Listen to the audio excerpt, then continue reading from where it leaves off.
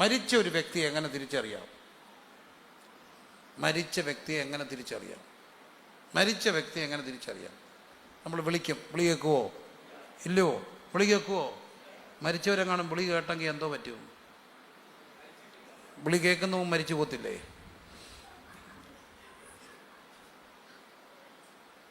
നമ്മുടെ അടുത്തൊരു സെമിത്തേരി ഉണ്ട്, ഞങ്ങളുടെ അടുത്ത്. ഞാനത് കഥ പറയാറുണ്ട്, നിങ്ങൾ കേട്ടിട്ടുണ്ടോ കഥ? ഞങ്ങളുടെ അവിടുത്തെ ഒരു സെമിത്തേരി.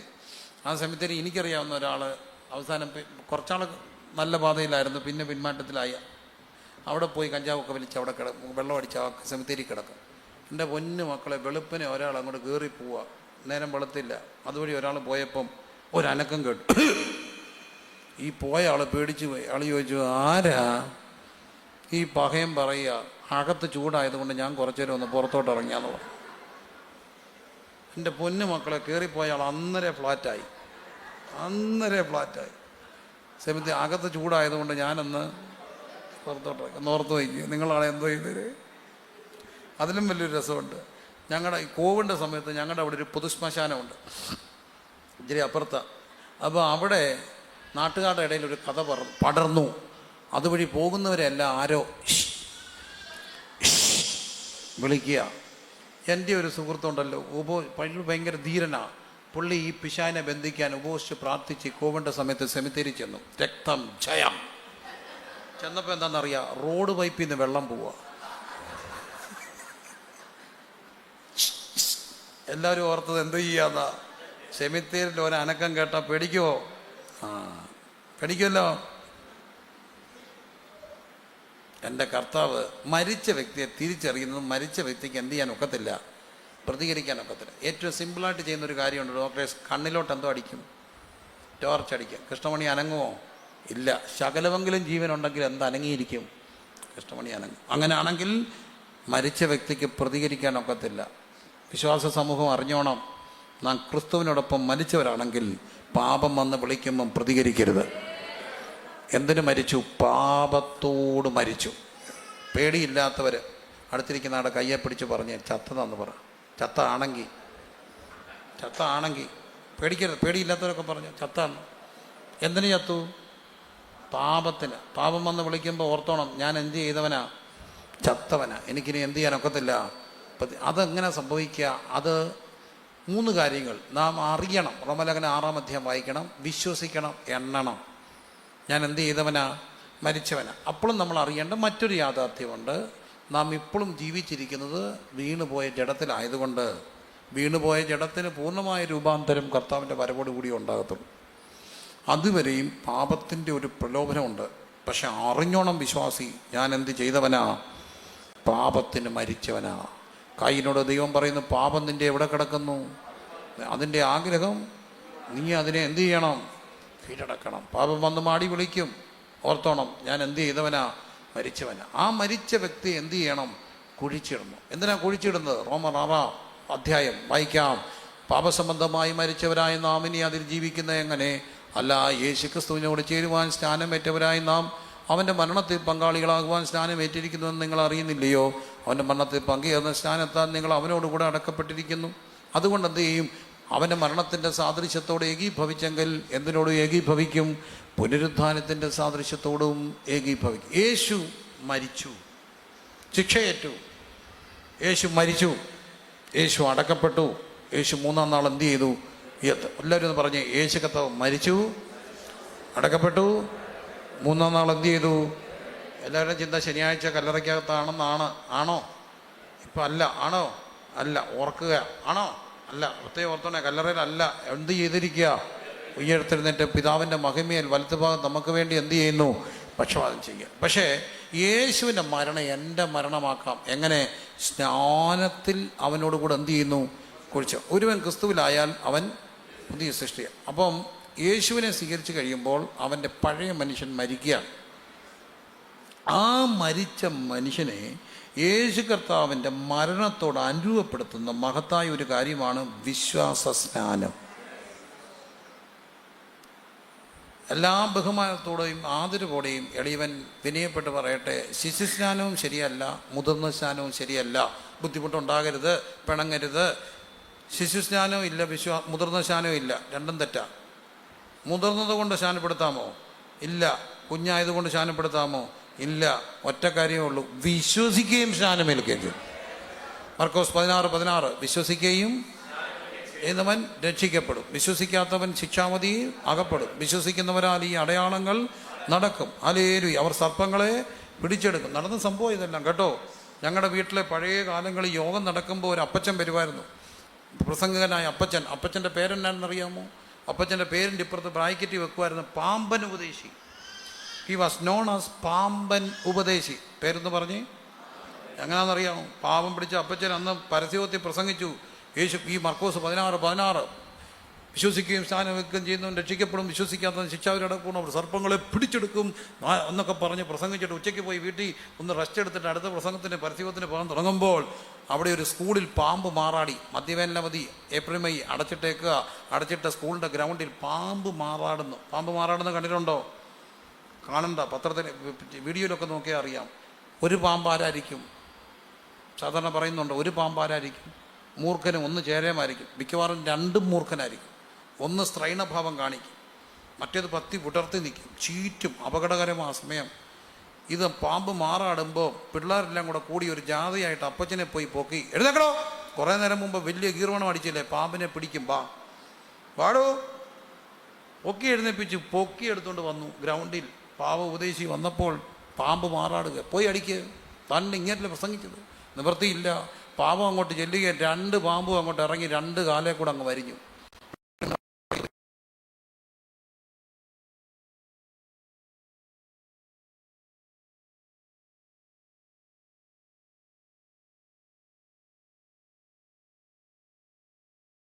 പറ്റി പാമ്പ് ചുറ്റിയപ്പോൾ ഉണ്ടല്ലോ, കാലെ വ്രണമായി.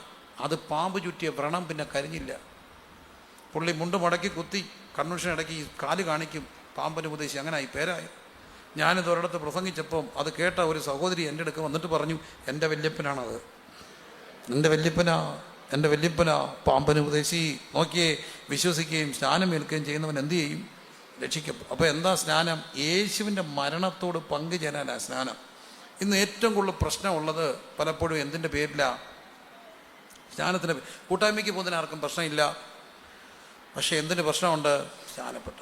ഞാനൊരു കൺവെൻഷൻ ഞങ്ങളുടെ റാന്നിയിലൊരു കിഴക്കൻ മേഖലയെ പ്രസംഗിക്കുമ്പോൾ പറഞ്ഞ്, അമ്മച്ചി സ്നാനമേറ്റ് വന്നപ്പോൾ അച്ഛൻ ഇടിച്ചപ്പോൾ കിട്ടി മൂത്തപ്പോൾ അമ്മച്ചി കാലെ കെട്ടിപ്പിടിച്ച് പറഞ്ഞു പോലും, എൻ്റെ അച്ചായനാണ് സത്യം, ഞാൻ ഇനി എന്ത് ചെയ്തില്ല, സ്നാനപ്പെടും. ഇത് പറഞ്ഞപ്പോൾ അടുത്തിരുന്നൊരു ഉപദേശി ചാടി എഴുന്നിട്ട് പറഞ്ഞു, ഞങ്ങളുടെ വീട്ടിലാണ്, നമ്മുടെ വല്യമ്മ പറഞ്ഞ കാര്യമാണ്. അച്ചാനെ കെട്ടിപ്പിടിച്ച് പറഞ്ഞു, ഇനിയും എന്ത് ചെയ്യത്തില്ല. അച്ചാന് സന്തോഷം, അമ്മച്ചിക്ക് ഇടിയും കിട്ടിയില്ല, ഇടി നിന്നു. എൻ്റെ പൊന്നു പ്രിയരേ, എന്തിനാ ഈ സ്നാനത്തിന് ഇത്ര പ്രശ്നം? എൻ്റെ ചോദ്യം, എന്തിനാ ഈ സ്നാനത്തിന് ഇത്ര പ്രശ്നം? എന്നാ ഇന്ത്യ ഗവൺമെൻറ്, UP സർക്കാർ, സത്യമാണ് ഇതെല്ലാം. ഒത്തിരി പേരെ സ്നാനപ്പെടുത്തിയതിൻ്റെ പേരിലും സ്നാനപ്പെട്ടതിൻ്റെ പേരിലും എവിടെ കിടപ്പുണ്ട്? ജയിലിൽ കിടപ്പുണ്ട്. It's A reality, social reality. എന്തിനാ ഈ സ്നാനത്തോട് ഇത്ര പ്രശ്നം? സ്നാനത്തോട് പ്രശ്നമുണ്ട് മക്കളെ. ആ പ്രശ്നം എന്നാണെന്നറിയാമോ? മക്കളൊന്നുകൂടെ വന്നിടാ, ചക്കരമുത്തൊന്ന് വന്നേ. സ്നാനത്തോടൊരു പ്രശ്നം എന്നാന്ന് ചോദിച്ചാൽ, സ്ഥാനാർത്ഥിയെ കൊണ്ടുവന്നിട്ട് സ്നാപകൻ കൊണ്ടുവന്നിട്ട് ചോദിക്കും, നീ എന്ത് ചെയ്യുന്നുണ്ടോ, വിശ്വസിക്കുന്നുണ്ടോ എന്ന് ചോദിച്ചിട്ട് അവനെ വെള്ളത്തിലോട്ട് കിടത്തുന്നത് കണ്ടിട്ടുണ്ടോ?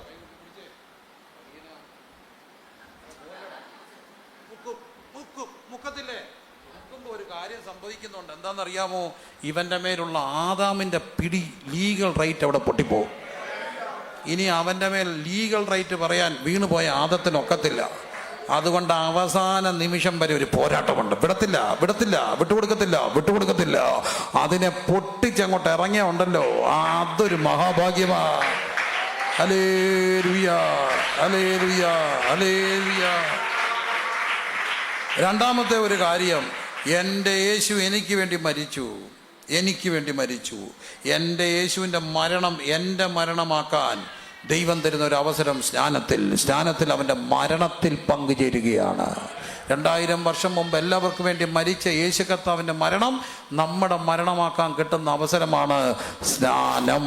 ഹല്ലേലൂയ. സ്നാനത്തിൽ അവൻ്റെ മരണത്തിൽ പങ്കുചേരുകയാണ്. അവൻ്റെ മരണത്തിൽ പങ്കുചേർന്ന ഒരു കാര്യം ഉറപ്പാണ്, കർത്താവ് വരും, കാഹളം ധ്വനിക്കും, മരിച്ചവർ അക്ഷയരായി ഉയർക്കുമ്പോൾ അവൻ്റെ പുനരുദ്ധാനത്തിൽ ഹല്ലേലൂയ പങ്കുചേരാൻ കഴിയും. Hallelujah, hallelujah, hallelujah. അതുകൊണ്ടാണ് സ്നാനത്തിന് ഇത്ര പ്രശ്നം. എന്നാണെന്നറിയാമോ? അവൻ്റെ പിടിപൊട്ടുകയാണ്, ഇവൻ്റെ പിടിപൊട്ടുകയാണ്. സ്നാനപ്പെടാനുള്ള പ്രായം ഉറക്കെ പറഞ്ഞേ, എന്തിനുള്ള പ്രായം? എന്ത് വിശ്വസിക്കാൻ? യേശു എനിക്ക് വേണ്ടി മരിച്ചു എന്ന് വിശ്വസിക്കാൻ. ഇതുവരെ ഞാൻ സ്നാനപ്പെട്ടിട്ടില്ല, പക്ഷേ എൻ്റെ കർത്താവ് എനിക്കൊരു അവസരം തരുമ്പോൾ എനിക്ക് സ്നാനപ്പെടാൻ ആഗ്രഹമുണ്ട്. ഇന്ന് വേണമെന്നില്ല, നാളെ വേണമെന്നില്ല, എന്നാൽ എനിക്കങ്ങനെ ഒരു ആഗ്രഹമുണ്ട്. വചനം പറയുന്നു, ആഗ്രഹിക്കുന്ന ആത്മാക്കളെ കർത്താവ് എന്തു ചെയ്യും?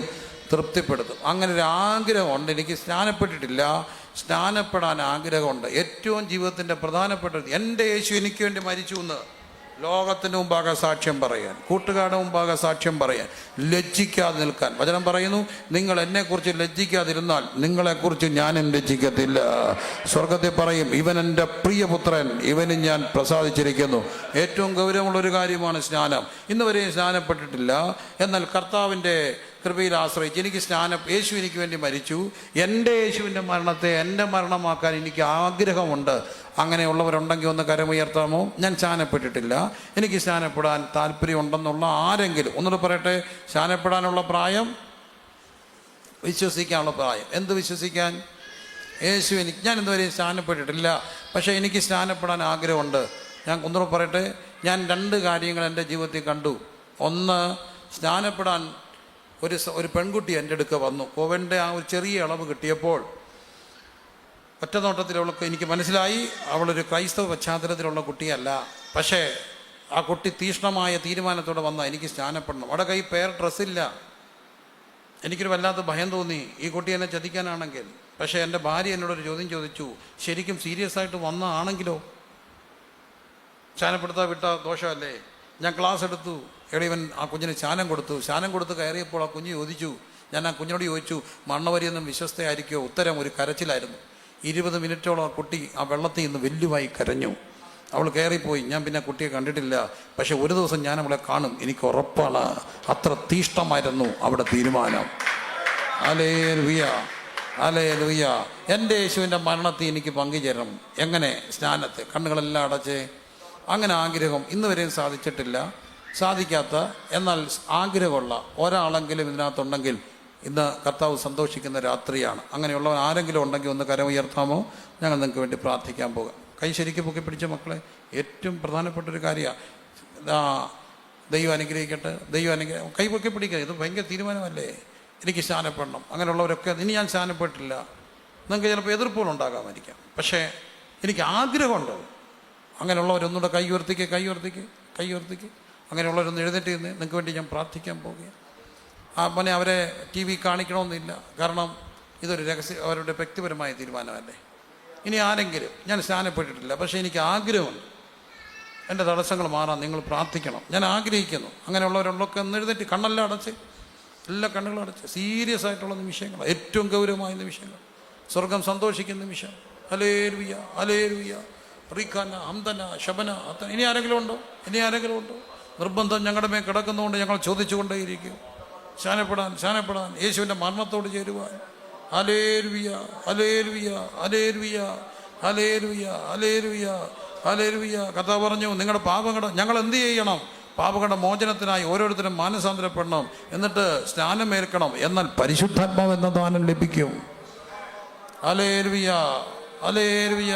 ഈ 5 പേരെയും ദൈവകരങ്ങളിൽ ഏൽപ്പിച്ച് പ്രാർത്ഥിക്കാം. പക്ഷെ നിർബന്ധം എൻ്റെ മേൽ വീണ്ടും കിടക്കുന്നതുകൊണ്ട് ഞാൻ ചോദിക്കുന്നു, എനിക്ക് ആഗ്രഹമുണ്ട്.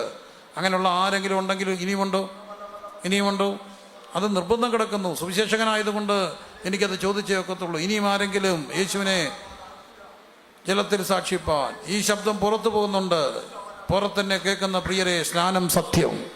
സഭയോട് ചേരാനല്ല, മതത്തോട് ചേരാനല്ല, മരിച്ചടക്കപ്പെട്ട് ഉയർത്തെഴുന്നേറ്റ ക്രിസ്തുവിൻ്റെ മരണം എൻ്റെ മരണമാക്കാൻ, ക്രിസ്തുവിനെ ധരിപ്പാൻ, ക്രിസ്തുവിനോട് ചേരുവാൻ. ഹല്ലേലൂയ.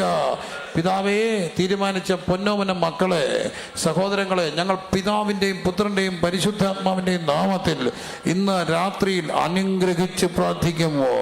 യേശുവിൻ്റെ നാമത്തിൽ അവരെ പുറമോട്ട് വലിക്കുന്ന സകല ബന്ധനങ്ങളെ ഞങ്ങൾ സഭയ്ക്ക് ലഭിച്ച അധികാരത്തിൽ പൊട്ടിച്ചു കളയുന്നു.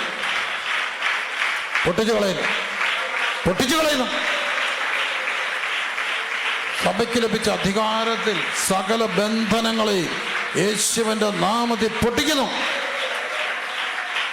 പൊട്ടട്ടത്.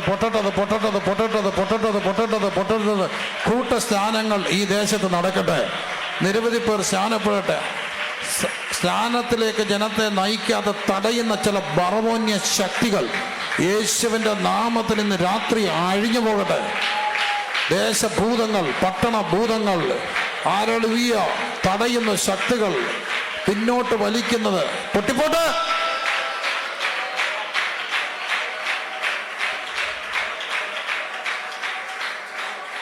ഈ മക്കളെ ഞങ്ങൾ അനുഗ്രഹിക്കുന്നു യേശു കർത്താവിൻ്റെ നാമത്തിൽ തന്നെ.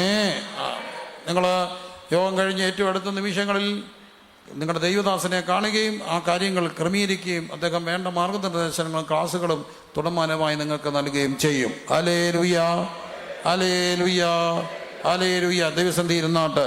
അപ്പോൾ കർത്താവ് നമുക്ക് വേണ്ടി മരിച്ചു. മരിച്ച യേശു അരിമത്തിലെ ജോസഫിൻ്റെ കല്ലറയിൽ അടക്കപ്പെട്ടു.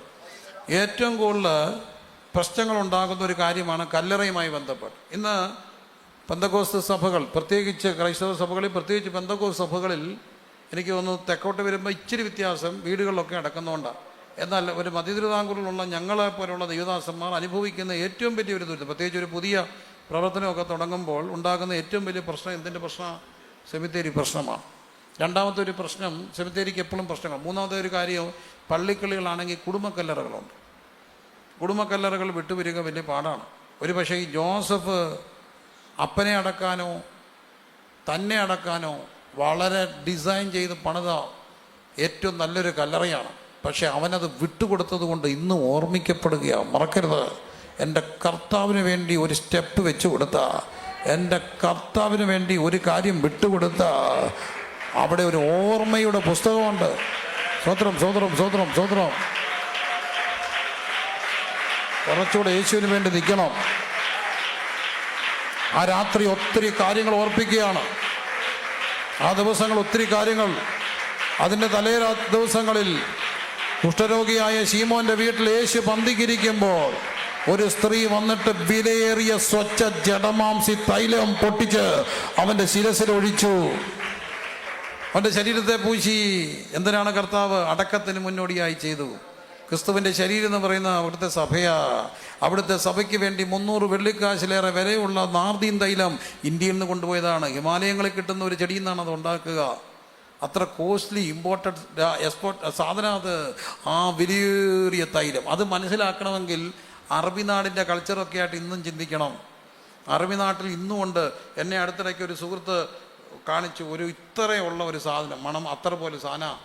എന്നോട് ചോദിച്ചു എത്ര രൂപയാണെന്നറിയാമോ? ഇല്ലച്ചാ. അദ്ദേഹം പറഞ്ഞു ഈ 50 മില്ലിക്ക് 15,000 രൂപയാണ്. അതൊന്ന് തൂത്ത ഉണ്ടല്ലോ, ഒരു 4 ദിവസം മണം നിൽക്കും. എൻ്റെ അമ്മോ, അങ്ങനാണെങ്കിൽ അത് അന്നത്തെ കാലത്ത് ഏറ്റവും കോസ്റ്റ്ലി തൈലം. ചിലരത് തങ്ങളുടെ അടക്കത്തിന് വേണ്ടി സൂക്ഷിച്ചു വെക്കും. ഒരു പക്ഷേ ഈ പെൺകുട്ടി അത് അവളുടെ അടക്കത്തിന് സൂക്ഷിച്ചു വെച്ചതായിരിക്കാം. അവൾക്ക് മനസ്സിലായി ഇതങ്ങ് പൊട്ടിച്ച് കർത്താവിൻ്റെ അടക്കത്തിന് തേച്ചേക്കാ. അല്ലെങ്കിൽ അവിടുത്തെ ക്രിസ്തുവിൻ്റെ ശരീരമാണ് അവിടുത്തെ സഭ. അവിടുത്തെ സഭയ്ക്ക് വേണ്ടി ചെലവിട്ടും ചെലവായും പോയതുകൊണ്ട് ഇന്നും ഓർക്കപ്പെടുന്ന ഒരു കാര്യമുണ്ട്. ആ പെൺകുട്ടി ഓർക്കപ്പെടുകയും കുറച്ചുകൂടെ എൻ്റെ കർത്താവിന് വേണ്ടി ചെലവിട്ടും ചെലവായി പോകണ്ടേ. സ്വത്രം സ്വത്രം സ്വത്രം സ്വത്രം സ്വത്രം. ഈ കൊച്ചായുസ് കർത്താവിനാൽ ഓർപ്പിക്കപ്പെടണം. കർത്താവ് ഓർക്കണം, കർത്താവ് ഓർക്കണം. വേണ്ടേ? ആരോർക്കണം? കർത്താവ് ഓർക്കണം. മക്കളെ, കർത്താവ് ഓർക്കണം. എല്ലാവരും മക്കൾക്ക് വേണ്ടി അങ്ങ് ജീവിക്കുക. ആർക്കും ഒന്നിനും നേരെയില്ല. മക്കൾക്ക് വേണ്ടിയാണ് മനുഷ്യൻ ജീവിക്കുന്നത്, അല്ലേ? മക്കൾക്ക് വേണ്ടിയാണ്. വീണ്ടും എനിക്ക് ഈ പിള്ളേരോട് ഇഷ്ടമായിട്ട് ചോദിക്കുക, കറുത്ത ഷാള് തലയിട്ട മുത്തിൻ്റെ പേരെന്നാ? യെസ്, സിൻസി. ഓക്കെ, സിൻസി മോളെ, ഞാൻ കുഞ്ഞിനോടൊരു ചോദ്യം ചോദിക്കാം. പിണക്കുണ്ടോ? ഇല്ല. പപ്പായുടെ പേര് മോക്കറിയാം? പപ്പായുടെ പേരറിയാമോ? പപ്പായുടെ പേരറിയാമോ? ഇല്ല. മമ്മിയുടെ പേരറിയാമോ? മമ്മിയുടെ പേരറിയാമോ? മമ്മിയുടെ പേരറിയാമോ? ഇല്ല. മോക്ക് സർദാർ വല്ലഭായ് പട്ടേലിനെ അറിയാമോ? മഞ്ജു വാര്യറിനെ അറിയാമോ? പൃഥ്വിരാജിനെ അറിയാമോ? മമ്മൂട്ടിയെ അറിയാമോ? മമ്മൂട്ടിയുടെ മോൻ്റെ പേരറിയാമോ? എന്തായിരുന്നു മോൻ്റെ പേര്? എന്താ മോളെ പേരെന്നാ? ദുൽഖർ. എന്താ? ആ, നമ്മുടെ പാട്ടുകാരൻ സാറിന് അറിയാം. അല്ല അറിഞ്ഞാണോ, അതിന് പറയുന്നത് തെറ്റൊന്നുമല്ല. ദുൽഖർ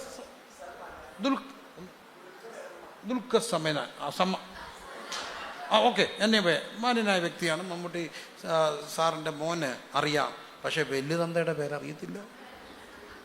ഞാൻ ഒരു കാര്യം സത്യസന്ധമായിട്ട് നിങ്ങളോട് ചോദിച്ചോട്ടെ, മോളെ പിണങ്ങരുത്, മോളെ പേരൻസും പിണങ്ങരുത്. ഈ വീട്ടിൽ ഈ പ്രായത്തിനിടയ്ക്ക് ഒരു 10 പ്രാവശ്യം അപ്പച്ചൻ്റെ പേര് ഓർത്തായിരുന്നെങ്കിൽ പറഞ്ഞായിരുന്നെങ്കിൽ ഈ കൊച്ചിനറിയത്തില്ലേ? നിങ്ങൾ ചിരിക്കണ്ട, നിങ്ങൾക്കറിയാവോ? പിന്നെ അതിനെ പറഞ്ഞിട്ട് കാര്യമുണ്ടോ? ഒരു 10 പ്രാവശ്യം ഈ വല്യപ്പൻ്റെ പേര് അപ്പൻ്റെ അപ്പം മരിച്ചിട്ട് 50 വർഷം പോലും ആയില്ല. പക്ഷെ പറഞ്ഞിട്ടില്ല. ചിരിക്കേണ്ട, ആർക്കും അറിയത്തില്ല. പിന്നെ എന്തിനാ നമ്മൾ ഈ കഷ്ടപ്പെടുന്നേ? ആർക്ക് വേണ്ടി ഈ കഷ്ടപ്പെടുന്നു? പിള്ളേരെ, മാതാപിതാക്കളെ, കർത്താവിൻ്റെ ഓർമ്മയുടെ പുസ്തകത്തിൽ വല്ലതും ഉണ്ടോ? ഓർക്കപ്പെടും. ആ സ്ത്രീ ഓർക്കപ്പെടുന്നത് അവൾ സഭ, ക്രിസ്തുവിൻ്റെ ശരീരത്തെ, ഇന്നും അത് ഓർക്കപ്പെടുക. 2000 വർഷം കഴിഞ്ഞ് ഓർക്കപ്പെടും. അത് കഴിഞ്ഞപ്പോൾ ഒരു മനുഷ്യന് വലിയ ശിഷ്യർ വന്ന് ചോദിച്ചു, ഒരുക്കണ്ടേ എന്ന് പെസക? എന്തു ചെയ്യണം? നീ അങ്ങോട്ട് പൊക്കോ. ഒരു മനുഷ്യൻ വെള്ളം ചുമന്നുകൊണ്ട് വരും, കുടം ചുമന്നുകൊണ്ട് വരും. അവൻ്റെ പുറകെ ചെല്ലണം. അവൻ കയറുന്ന വീട്ടിൽ ചോദിക്കണം എവിടെ? ചുമ്മാ അങ്ങ് ചോദിച്ചാൽ മതി, എവിടെ? അവൻ കാണിച്ചു തരും. വിരിച്ചൊരുക്കിയ ഒരു മൺമാളിക.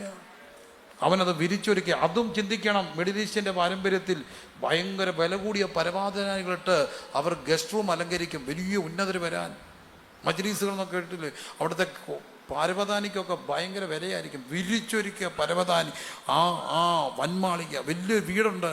വലിയ വീടുള്ളത് കൊണ്ട് ആരും ഓർക്കപ്പെടത്തില്ല. പക്ഷെ വലിയ വീട് തമ്പുരാന് വേണ്ടി ഒഴിഞ്ഞു കൊടുത്താൽ അത് ദൈവം ഓർക്കും. മറന്നു കളയാൻ അവൻ അടുത്ത അനീതിയുള്ള ദൈവം അല്ല.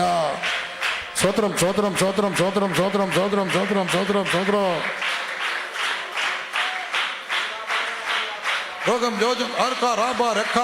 എൻ്റെ കർത്താവ് എൻ്റെ കർത്താവ് എന്തോ ചെയ്യുന്നറിയാമോ? അരിമത്തിലെ ജോസഫിന്റെ കല്ലറയിൽ എന്ത് ചെയ്തു? അടക്കപ്പെട്ടു. 2 പേര് കൂടി അത് താങ്ങിയെടുത്തു. ആരൊക്കെയാണ്? നിക്കോദിമോസും അരിമത്തിയിലെ ജോസഫും. അതുകൊണ്ട് ഇന്നും അവരെന്ത് ചെയ്യുക? ഓർക്കപ്പെടുകയാണ്. എൻ്റെ പിന്നെ പ്രിയരെ, എൻ്റെ കർത്താവിന് വേണ്ടി കുറച്ചുകൂടെ പുതിയൊരു വർഷത്തിൽ എനിക്ക് ആയുസ് തന്നാൽ ചെലവിട്ടും ചെലവായും പോയി എൻ്റെ കർത്താവിൻ്റെ രാജ്യത്തിന് വേണ്ടി കുറച്ചുകൂടെ ത്യാഗപരമായി നിൽക്കുവാൻ എനിക്ക് ആഗ്രഹമുണ്ട്. ഞാനത് ഭയങ്കര സന്തോഷത്തോടെ പറയുന്നു. വിരിച്ചൊരുക്കിയ വന്മാളികൾ, വീടുകൾ ഒഴിഞ്ഞു കൊടുത്ത എത്രയോ പേരുണ്ട്. കൺവെൻഷനൊക്കെ നടക്കുമ്പോൾ ഇങ്ങോട്ട് വന്ന് പറയും, പക്ഷേ ആരെങ്കിലും ഗസ്റ്റിനെ ഉണ്ടെങ്കിൽ എൻ്റെ വീട്ടിലോട്ട് വിട്ടേരെ.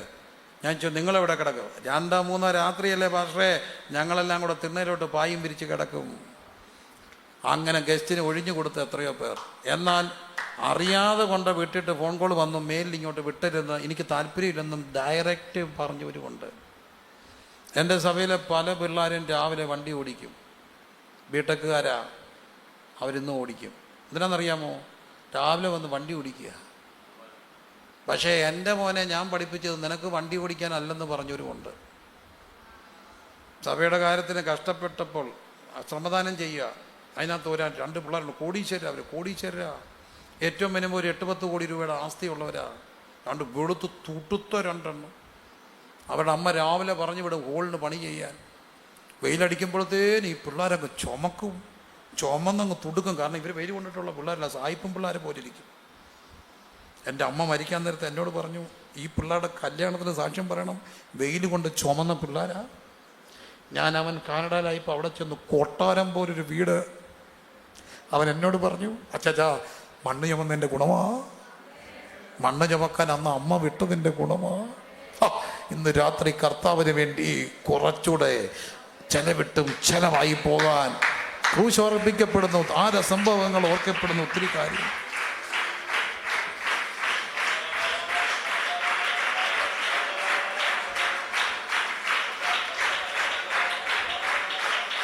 Hallelujah, hallelujah. അങ്ങനെ നിങ്ങൾ ആരും ചെയ്യുന്നില്ലെന്നൊന്നുമല്ല ഞാൻ പറയുക, ചെയ്യുന്നില്ലെന്നൊന്നുമല്ല പറയുക. പക്ഷേ കുറച്ചുകൂടി എനിക്ക് കർത്താവിന് വേണ്ടി നിൽക്കണം. കുറച്ചുകൂടെ മക്കളൊക്കെ ഉത്സാഹിക്കണം, കർത്താവിന് വേണ്ടി ഉത്സാഹിക്കണം, ദൈവരാജ്യത്തിന് വേണ്ടി. ചിലപ്പം ഹോളിൻ്റെ തറ കഴുകാനായിരിക്കാം, വാഷ്റൂം ടോയ്ലറ്റുകൾ വൃത്തിയാക്കാനായിരിക്കാം, മൈക്ക് ചുമ്മാനായിരിക്കാം, കസേര പിടിച്ചിടാനായിരിക്കാം, വണ്ടി ഓടിക്കാനായിരിക്കാം, കഞ്ഞി വെക്കാനായിരിക്കാം. എന്തിനും ഉത്സാഹത്തോടെ നിന്നോ. എനിക്കൊരു കർത്താവിനെ അറിയാം. മറന്നു കളയാത്തൊരു കർത്താവുണ്ട്.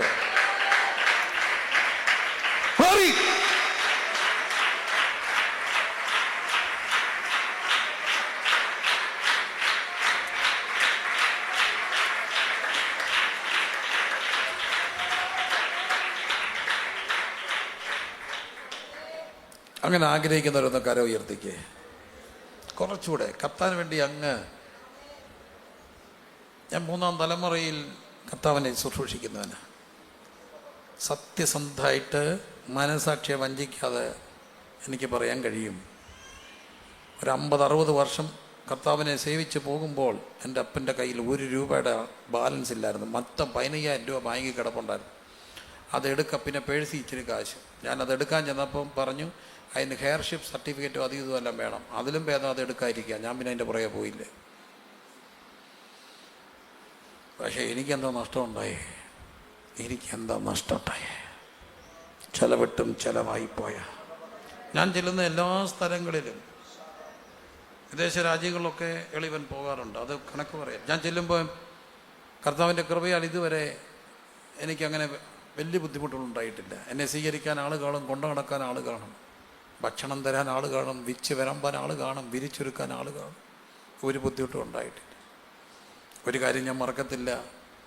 അങ്ങനെ ഒരു യാത്രയ്ക്ക് വേണ്ടി ഒരു കോൺഫറൻസിന് പ്രസംഗിക്കാൻ പോവുകയാണ്. അവിടെ എനിക്ക് ഹോട്ടൽ അക്കോമഡേഷൻ ഉണ്ട്, എല്ലാം ഉണ്ട്. ഞാൻ പോകുമ്പോൾ അന്ന് പകലിലൊരു കല്യാണം കൂടണം ഒരു കോളനിയിലാണ്. ഒരു കോളനി പശ്ചാത്തലത്തിലെ ഒരു കല്യാണം.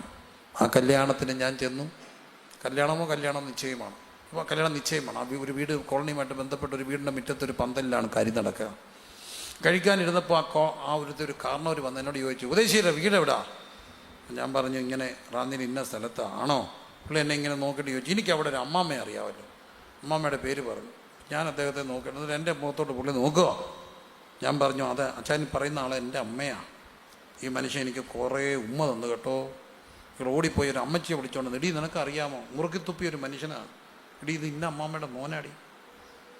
ആ അമ്മച്ചി എനിക്ക് ഉമ്മ തന്നു, പ്രായമുള്ളൊരു കാരണവത്തി. ഞാൻ ചോദിച്ചു എങ്ങനെ അറിയാം? മക്കളെ, അപ്പൻഡിസൈറ്റിസ് സെപ്റ്റിക്കായി ഞങ്ങളുടെ അടുത്തുള്ളൊരു ഹോസ്പിറ്റൽ അവർ കിടക്കുക, കഞ്ഞി മേടിച്ച് കുടിക്കാൻ കാശില്ല. എൻ്റെ അമ്മ സന്ദർശനത്തിന് പോയപ്പം കണ്ടു. പിന്നെ അവരെ ഡിസ്ചാർജ് ചെയ്യുന്നിടം വരെ എല്ലാ നേരവും കഞ്ഞി കൊണ്ട് കൊടുക്കുമായിരുന്നു. വർഷങ്ങൾ കഴിഞ്ഞപ്പം ഞാൻ UK പോവുക. അന്നാ ഞാൻ ആ മനുഷ്യനെ കാണുന്നത്.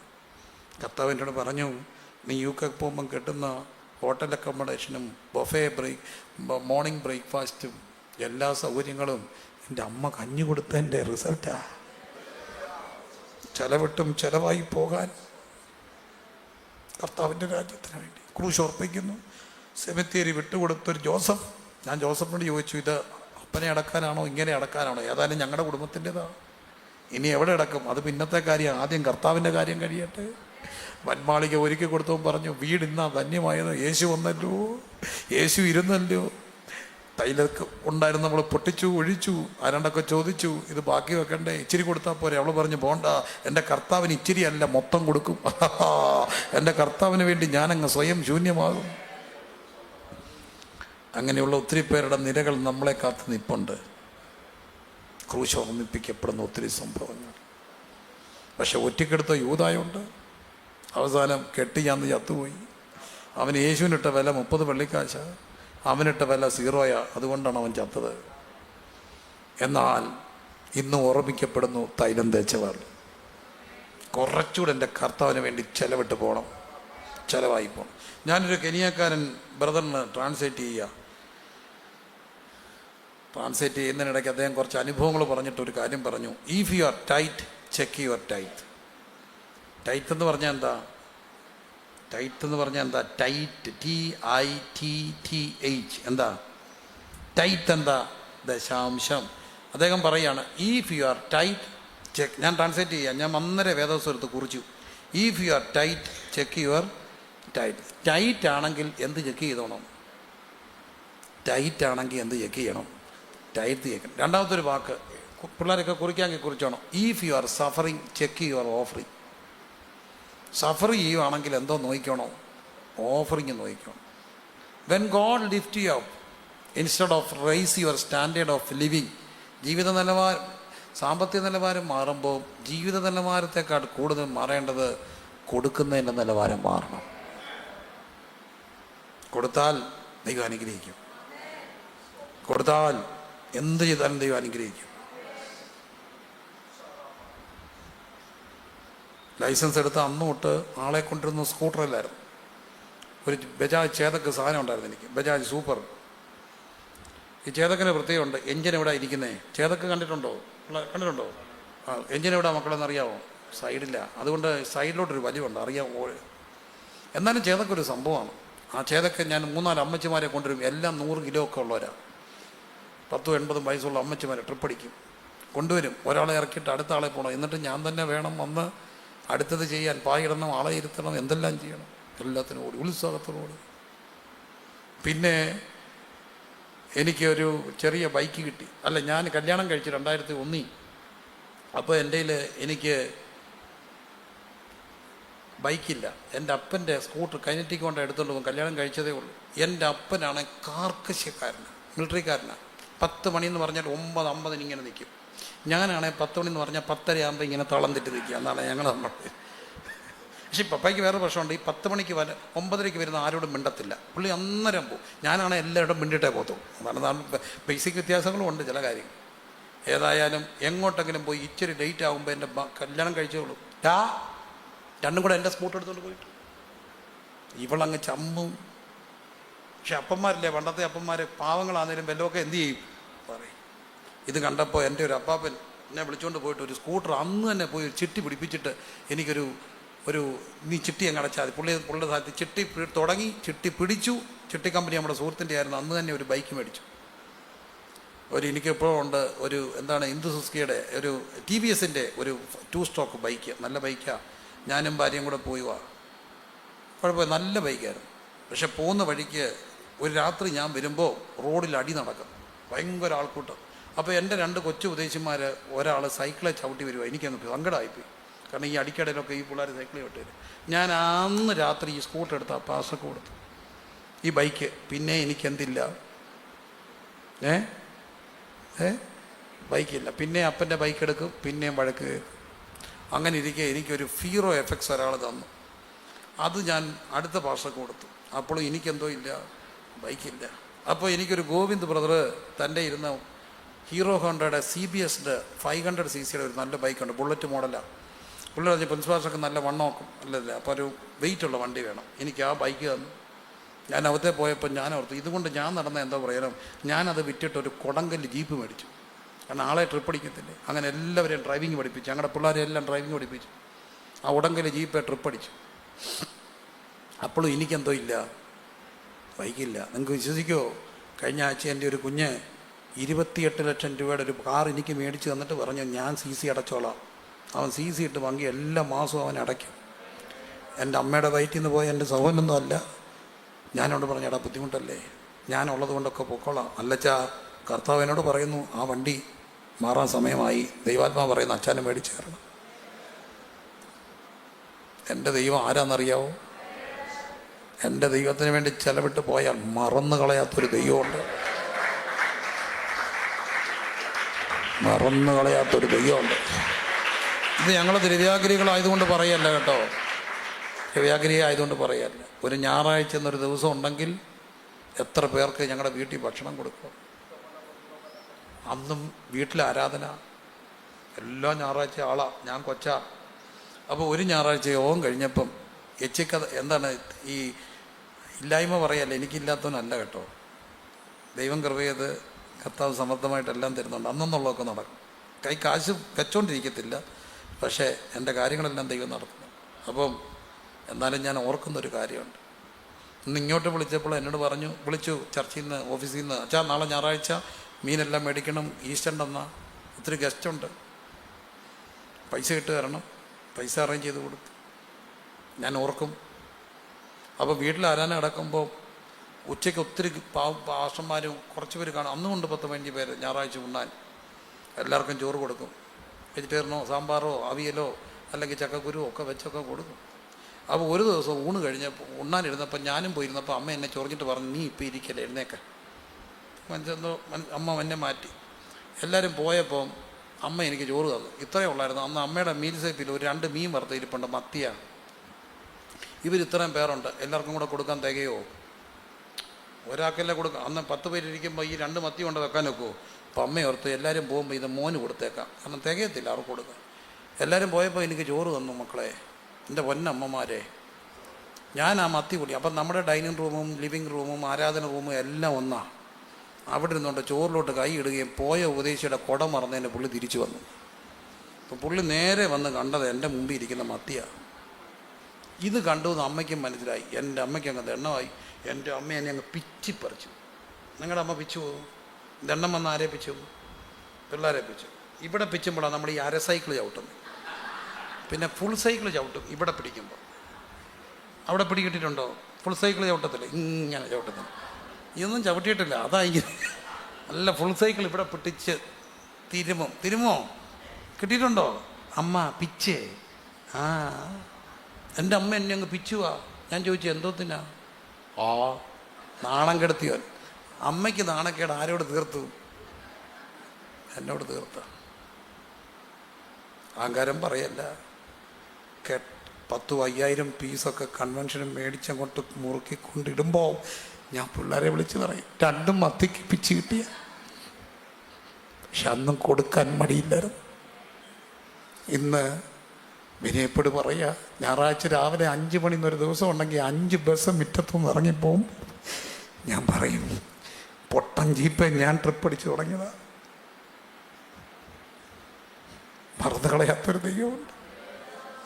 എനിക്ക് ഭയങ്കര ഇഷ്ടമാണ് എൻ്റെ കർത്താവിനെ, മറക്കത്തില്ലവൻ. അങ്ങനെ ആഗ്രഹിക്കുന്നവരെല്ലാം ഒന്ന് കരമുയർത്തിക്കുക. ചെലവിട്ട് പോകണം. ഇത്രയും മതിയെന്ന് ചിന്തിക്കരുത്. ഇത് പോരാന്ന് ചിന്തിക്കണം. എന്ത് കാര്യത്തിനും കർത്താവിന് വേണ്ടി, കർത്താവിന് വേണ്ടി. രാവിലെ ജോലിക്ക് പോകേണ്ടവർ അവർ 2 പേരും, ഭാര്യയും ഭർത്താവും, എല്ലാവരെയും പോലെ. പക്ഷേ ഒരു രാത്രി 365 ദിവസം ഉണ്ടെങ്കിൽ മിനിമം ഒരു 300 ദിവസം 11 മണി മുതൽ 1 മണി വരെ ഓടി വന്നിരുന്ന് പ്രാർത്ഥിക്കും. പ്രഷറും ഷുഗറും ഒക്കെ ഉണ്ട്, എന്നാലും പറയും പ്രാർത്ഥിച്ച് ആകുവാണെങ്കിൽ അങ്ങ് ചത്തോട്ട് സാരമില്ല. കുറച്ചുകൂടെ ചിലവിട്ടും ചിലവഴിച്ചും കർത്താവിന് വേണ്ടി അങ്ങ് നിൽക്കാൻ. ശാനപ്പെട്ടുകൊണ്ടായില്ല, കർത്താവിനൊപ്പം ജീവിതം ആരംഭിക്കുക. ഇവിടെ ചെയ്യുന്നതിന് അമ്മയുടെ പ്രതിഫലം. കൂടുതൽ കഴിയാൻ പോകുന്ന ഇവിടാണോ അവിടാണോ? ഇവിടെ 70 അല്ലെങ്കിൽ 7-10 ഏറെയായ തീരും അതും ആയുസ്. എന്നാൽ ഇവിടെ ചെലവിട്ട് പോയാൽ ഉണ്ടല്ലോ, അവിടെ ഭാഗ്യം കിട്ടും. പ്രതിഫലം തന്നിടുവാൻ, യേശു രാജ്യം വന്നിടുവാൻ അങ്ങനെ ആഗ്രഹിക്കുന്നവരൊക്കെ, തീരുമാനിക്കുന്നവരൊക്കെ ഒന്ന് എഴുന്നേറ്റ് നിന്ന് കുറച്ചുകൂടെ കർത്താൻ വേണ്ടി നല്ല ഉത്സാഹത്തോടെ. പണം മാത്രമൊന്നുമല്ല ഞാൻ പറയുന്നത്, ആരോഗ്യമുണ്ടോ കൊടുക്കണം, ഉത്സാഹത്തോടെ കൊടുക്കണം. എന്ത് കഴിവുണ്ടോ അത് കൊടുക്കണം.